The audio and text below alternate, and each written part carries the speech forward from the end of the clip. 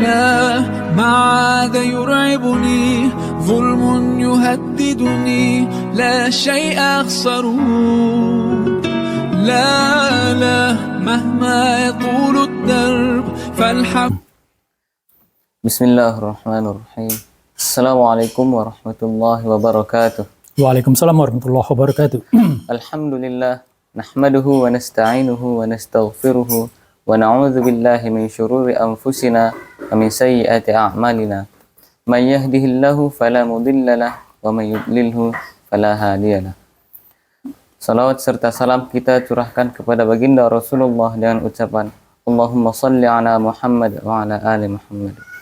Bagaimana kabar pemirsa semua? Semoga sehat selalu dan tetap istiqomah dalam menjalankan perintah-perintah Allah Subhanahu wa taala. Kali ini kita berjumpa pada program Kifah Talk Show yang akan membahas beban rakyat kian berat, korupsi malah makin menjadi-jadi. Saya Nazaruddin Pasaribu sebagai host dan di samping saya telah berhadir narasumber kita Ustadz Syarifuddin Caniago. Assalamualaikum Ustadz. Waalaikumsalam warahmatullahi wabarakatuh. Ada isu-isu menarik nih Ustadz berkenaan dengan Presiden Prabowo yang baru-baru ini dilantik. Mereka baru dilantik tapi telah membebani rakyat dengan beban yang sangat berat Ustadz. Padahal yang dulu mereka menjanjikan bahwasanya mereka akan membuat perubahan yang baik pada negara Indonesia ini. Tapi pada faktanya mereka malah menaikkan PPN dari 11% hingga 12%. Kira-kira bagaimana pandangan Ustadz mengenai isu-isu ini? Bismillahirrahmanirrahim. Assalamualaikum warahmatullahi wabarakatuh. Waalaikumsalam. Alhamdulillahirabbil alamin wassalatu wassalamu ala asrofil anbiya'i wal mursalin wa ala alihi wa sahbihi ajmain. Asyhadu an la ilaha illallah wahdahu la syarikalah wa asyhadu anna Muhammadan abduhu wa rasuluhu allazi la nabiyya ba'da. Ya, berjumpa lagi kita kembali ya di Kifah Talk Show kita ya. Tadi host sudah menyampaikan topik yang insya Allah akan kita coba kupas di pertemuan kita kali ini tentang pajak dan juga disebutkan juga di situ ada korupsi ya. Dan itu ya sebenarnya gini, kalau kita melihat pajak dinaikkan 12% ini belakangan ternyata ada perubahan ya. Ternyata yang dinaikkan itu tidak keseluruhan pajak, tapi dia hanya pajak yang dikategorikan sebagai barang-barang atau hal-hal yang mewah gitu kan, hal-hal mewah. Tapi pertanyaannya apakah kemudian kita rakyat Indonesia sudah merasa lega dengan ini ya? Kita harus tahu persoalan apa sebenarnya yang membuat pemerintah itu berniat menaikkan pajak tadi ya. Jadi persoalan utamanya adalah karena kas negara sudah semakin menipis ya. Sehingga ya kalau kas negara itu tidak cukup untuk membiayai operasional nanti negara dalam 1 tahun ini akan terjadi kekacauan gitu kan, akan terjadi kekacauan. Semuanya gaji para pegawai negeri tidak bisa dibayar, ya mereka tentu akan tidak mau bekerja dan banyak lagi infrastruktur tidak berjalan dan semuanya ya. Nah, jadi kalau kita melihat dari sini, ketika kemudian pemerintah kemudian dia mengambil kebijakan tidak semua pajak itu dinaikkan 12%, tentu masalah itu kan tidak selesai ya, masalah tidak selesai. Jadi di sini dipastikan mereka akan mencari cara lagi untuk kemudian mendapatkan income itu kan, mendapatkan income bagi kas negara itu untuk menutupi kekurangan APBN tadi ya, tentang itunya. Untuk itulah kemudian kita di sini tidak bisa kita mengatakan bahwa kita itu sudah bernapas lega ya. Bisa saja nanti muncul kebijakan-kebijakan lain yang bukan mungkin dari pajak ya, mungkin dari umpamanya menghilangkan subsidi ya, hilangkan subsidi BBM atau yang lain-lain yang intinya sama aja dengan menarik semakin banyak uang dari rakyat ya, untuk kemudian itu bisa digunakan untuk menutupi tadi pos-pos di kas negara itu yang dibutuhkan untuk kebutuhan pendapatan negara ya, untuk menjalankan negara itu ya. Jadi itu ya, makanya kalau dari situ kita melihat kebijakan dari yang dilakukan oleh pemerintah ini adalah kebijakan yang memang menjadi maju kena mundur kena itu kan ya. Kalau mereka tidak membuat penaikan pajak, maka dia kas negara itu tidak cukup ya. Tapi kalau mereka kemudian menaikkan pajak, rakyat marah, gitu kan. Nah, jadi dia ada dua hal yang membuat sangat dilematis ya bagi pemerintah saat ini. Dan tentunya kalau kita melihat salah satu sumber pemasukan dari negara itu di luar pajak, kalau kita melihat dari APBN, semuanya itu dia kalau dia tidak dari pajak itu dia hutang luar negeri ya.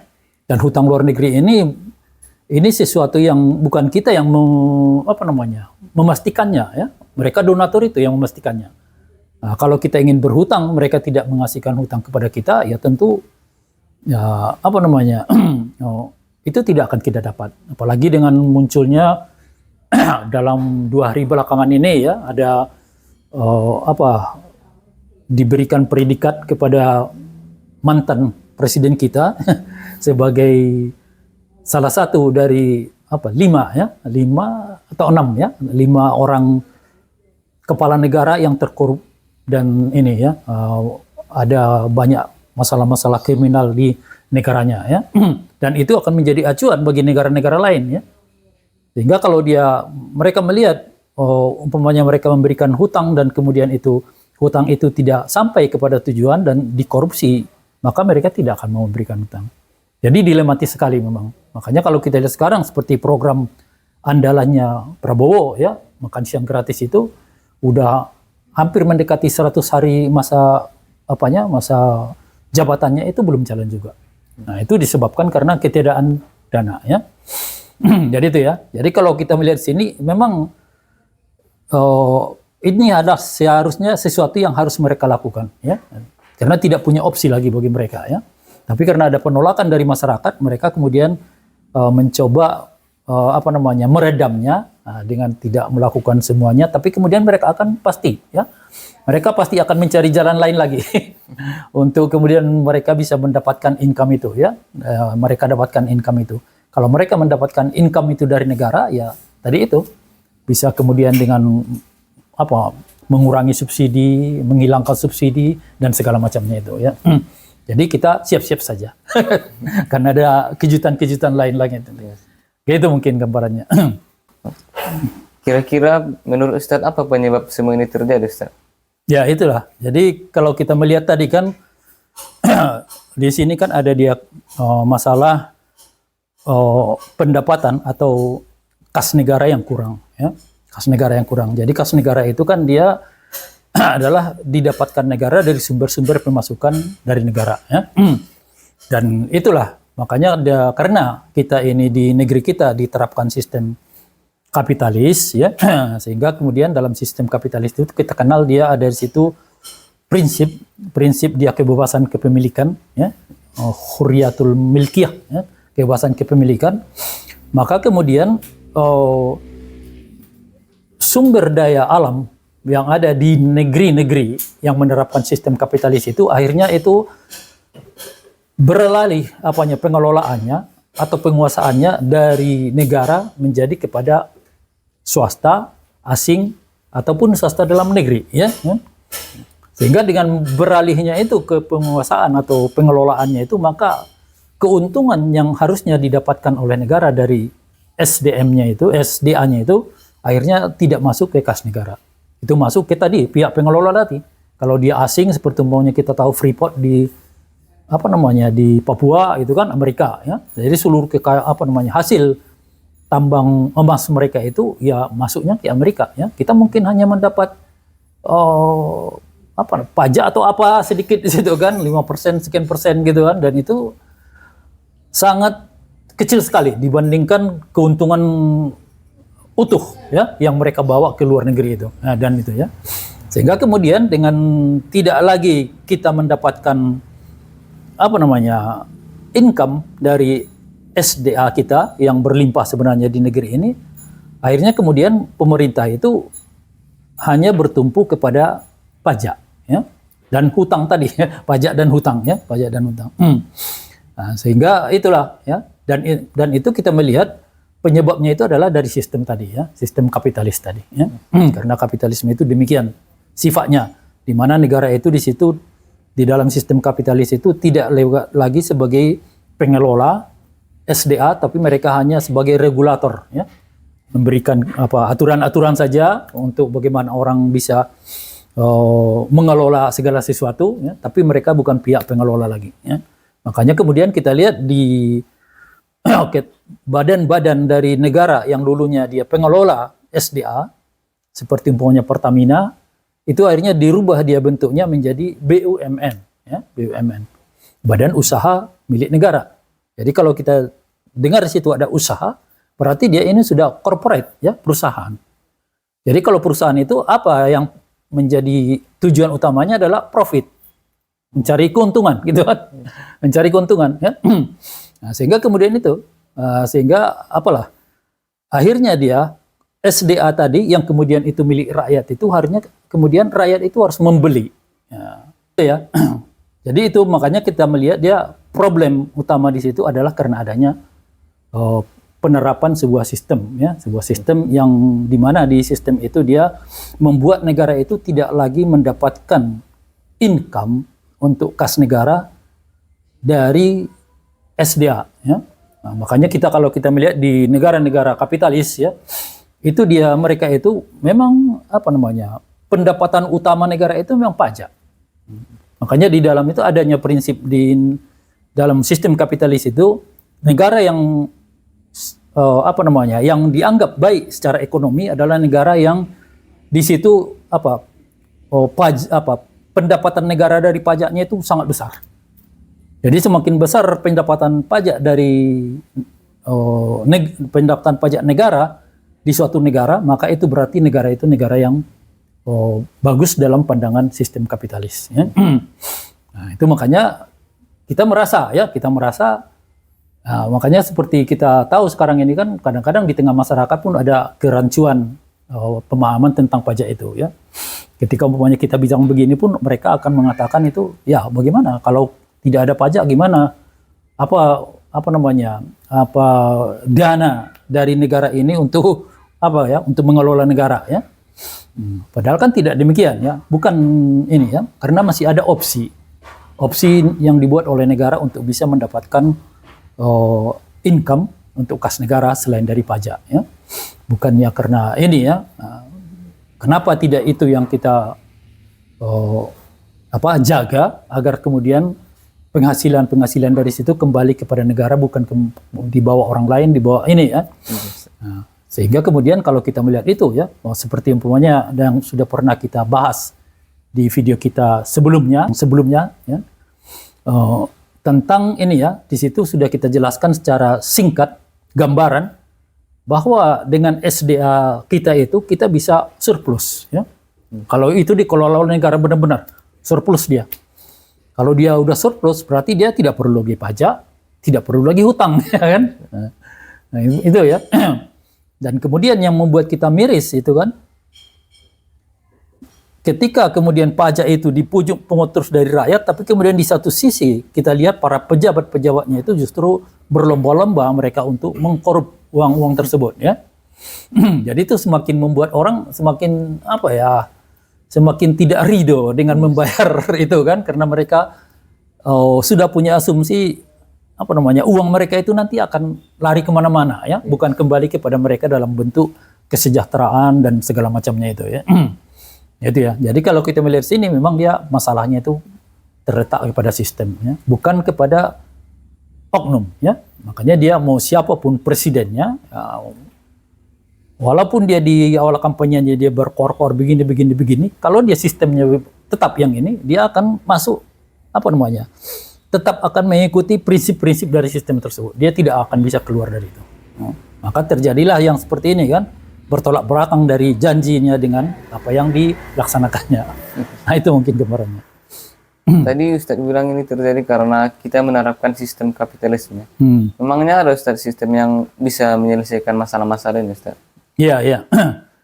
Nah, jadi kemudian itulah, ya. Jadi kalau kita melihat di dunia modern saat ini, ya, terlihat bahwa di dunia modern saat ini mereka merasa kalau dalam ekonomi itu dia sistem kapitalis inilah sistem yang terbaik, ya, dari sisi ekonomi, ya. Nah, ini dan itu segala pakar-pakar itu selalu itu mengatakan itu tentang sistem kapitalis.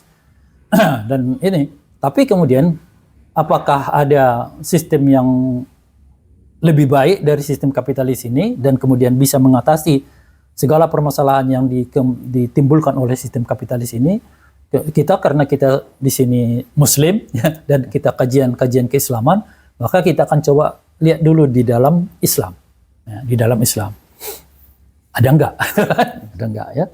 Nah, ternyata Islam itu dia adalah sebuah agama ya, din itu sebenarnya dia tidak bisa kita hanya anggap dia sebagai agama yang mengurusi urusan ibadah saja ya. Din itu mengurusi urusan seluruh lini kehidupan manusia. Itu yang disebut dengan din, ya, bukan saja ibadah, ya, nah, mengurus seluruh urusan manusia. Maka kemudian dalam Islam itu kita temukan sebuah sistem ekonomi ya, dalam Islam. Ya. Nah, di mana di situ kalau Islam itu dia prinsip utama dari sistem ekonomi itu adalah dia kalau masalah kepemilikan itu tidak sebagaimana kapitalis yang di situ ada kebebasan memiliki. Dalam Islam itu dia ada batasan, tapi batasannya itu bukan batasan pada pada benda, ya. Batasannya itu pada batasan kepada kategori. Ya. Sehingga kemudian dalam Islam itu ada kategori 3 ya, ada kepemilikan umum, individu, ada kepemilikan umum, ada kepemilikan negara. Sehingga kemudian ini kepemilikan ini harus tetap tidak bisa berubah ya dengan karena sudah ada kategori yang ditentukan. Kepemilikan individu inilah yang bisa dimiliki oleh individu ya. Kemudian ada pemilikan umum. Kepemilikan umum ini bagaimanapun tidak boleh dimiliki oleh individu. Jadi siapa yang memiliki ini? Pemiliknya sebenarnya adalah seluruh rakyat ya. Seluruh rakyat menjadi pemilik kepemilikan umum ini. Tapi kemudian untuk mengelolanya, rakyat itu kan tidak punya kemampuan untuk mengelola karena di sini dibutuhkan dana yang besar dan kemudian pengerahan segala macam di situ perlu. Maka kemudian rakyat mengamanahkan kepada negara untuk mengelola kepemilikan umum ini. Nah, jadi negara di sini hanya pengelola ya, pengelola dan kemudian itu akan dikembalikan nanti kepada rakyat seluruh keuntungan, seluruh manfaatnya itu dikembalikan kepada rakyatnya. Maka kalau kita lihat di situ seluruh SDA, sumber daya alam, umpamanya dia seperti BBM gitu kan, nah, itu dia di dalam Islam itu dia BBM itu masuk dia kepemilikan umum ya, kepemilikan umum, sehingga kemudian itu walaupun negara yang pengelolanya, negara itu tidak boleh kemudian mengambil keuntungan dari situ kepada rakyat ya, kepada rakyat ya. Jadi umpamanya BBM itu diambil oleh Pertamina dan kemudian dimasukkan ke SPBU, itu tidak boleh di situ harganya itu harga yang ada keuntungan. Nah, harganya itu kalau tidak bisa digratiskan, hanya boleh harga itu harga harga biaya produksi dan biaya distribusi saja. Ya. Jadi tidak boleh mengambil keuntungan dari situ ya. Nah, karena mereka yang bekerja untuk itu sudah digaji oleh rakyat kan, sudah digaji oleh negara ya. Semua karyawannya itu digaji oleh negara ya. Jadi untuk apa mereka mengambil keuntungan dari rakyat ya? Di situ dia modelnya ya. Ini berbeda dengan sistem kapitalis ya. Sehingga kalau kita melihat dari sini ya, dari dari prinsipnya itu sangat berbeda jauh ya.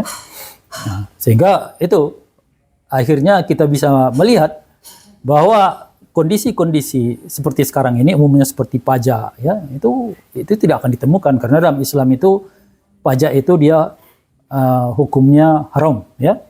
Nah, Rasulullah mengatakan itu la yadkhulul jannah sohibul maksi ya, tidak akan masuk surga seseorang yang memungut pajak atau cukai ya. Jadi kalau udah demikian itu pajak itu ya. Apakah ada pungutan negara dalam Islam? Ada ya, ada. Yang itu yang kita kenal dengan istilah doribah ya. Tapi ini beda ya. Kalau pajak itu dia bersifat permanen ya, permanen dia. Kalau umpamanya kita punya rumah kita kena pajak, maka selama kita masih memiliki rumah itu kita harus bayar pajak. walaupun kita sudah tidak bisa makan di dalam rumah itu, kita harus tetap bayar pajak. Nggak bisa ya. Kita akan kena denda, kena denda kalau kita terlambat. Walaupun tak bisa makan lagi orangnya dalam itu. Dia hanya hartanya cuma rumah, harta lain sudah tidak ada. Dia tetap harus bayar pajak.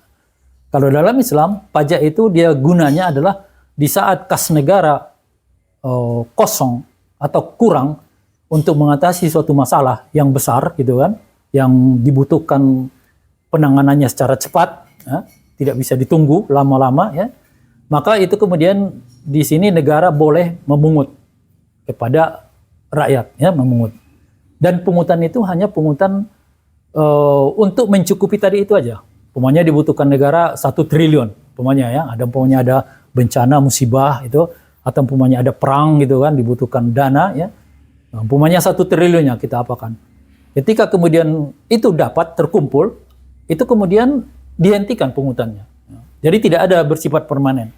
Dan kemudian keduanya itu yang minta pungutannya itu hanya kepada orang-orang yang mampu. Ya. Nah, enggak seperti tadi kan. Seperti tadi dia punya rumah, dia sudah tak mampu, makan pun nggak bisa lagi, tetap harus dipungut itu kan. Nah itu, jadi kalaupun ada pungutan itu dalam Islam, pungutan itu bukan pungutan yang membuat orang itu kemudian terancam hidupnya, ya, terancam hidup atau kesulitan hidupnya, ya, karena dia yang dikasihkannya itu adalah kelebihan harta, ya. Jadi orang-orang yang dipungut itu adalah yang punya kelebihan harta, ya. Maka kalau kita melihat dari sini, ya, jika kita ingin menghilangkan total, ya, bukan cuman kita menolak 12 tapi 11-nya masih ada, gitu kan. Nah, itu 11 itu berat sih juga itu, berat itu ya. Nah, 11 ya. Kalau kita ingin menghilangkan total, ada sebuah sistemnya, sistemnya itu sistem Islam. Dan ini sistem Islam itu banyak ya, di antara kita juga, di antara kita kalangan kaum muslim yang mereka belum paham ya. Ada tentang sistem ekonomi dalam Islam. Karena Islam itu kan dia mengatur seluruh lini kehidupan ya. Sistem ekonominya ada, sistem hukumnya ada, sistem pergaulannya ada, ya, semua ada ya. Sistem pendidikannya ada, sistemnya bernegara ada, semua ada ya dalam Islam ya. Nah, dan kemudian itu ya. Jadi kalau kita melihat di sini, kalau ditanya ada nggak sistem yang bisa kemudian kita jadikan sebagai alternatif untuk kemudian menggantikan sistem kapitalis ini, ada, yaitu sistem Islam.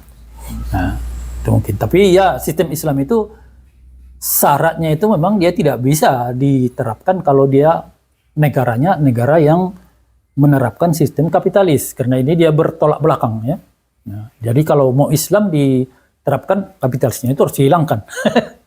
Dihilangkan kapitalisnya itu ya. Nah, dengan segala bentuk negaranya itu harus diganti dengan bentuk negara Islam ya. Itu dia baru bisa kemudian sistem ekonomi Islam itu diterapkan. Kalau negaranya itu bukan negara berbentuk negara Islam, itu mereka akan tetap punya prinsip-prinsip kapitalisme tadi ya. Nah, sehingga itu akan mereka halangi ya penerapan sistem Islam itu. Nah, itu saja mungkin dari ini biasanya. Terima kasih atas penjelasannya Ustaz. Mudah-mudahan bisa menjadi pencerahan untuk kita semua dan pemirsa dimanapun berada. Ya. Karena itu tidak ada pilihan lain bagi kita untuk membuat pemerintahan yang bersih dan bebas pajak, kecuali dengan menerapkan Islam dengan totalitas dalam institusi khilafah. Saya harapkan teman-teman semua yakin bahwa aturan Islam itu adalah aturan yang paling sempurna karena berasal dari Allah yang sempurna, dan aturan Islam itu aturan yang maha adil karena berasal dari Allah yang maha adil. Dan jangan lupa di like, share, dan subscribe agar dakwah kita semakin berkembang dan semoga khilafah menjadi tegak. Wallahu a'lam bishawab. Assalamualaikum warahmatullahi wabarakatuh. Waalaikumsalam warahmatullahi wabarakatuh. Alhamdulillah. لا ما عاد يرعبني ظلم يهددني لا شيء أخسره